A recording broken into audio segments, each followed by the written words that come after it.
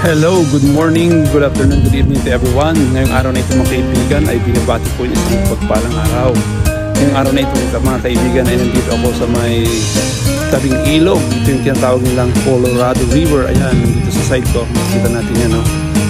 So, dahil winter break, Thanksgiving break namin ngayon. So, may time na maglakad at pumunta dito.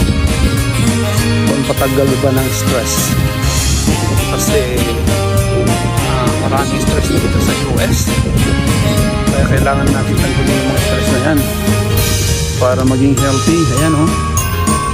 Ang oras na ngayon dito mga kaibigan ay alas 5 ng hapon. Ayan. So dito naman sa taas, ito yung park. Ayan, oh. So ang ganda, di ba?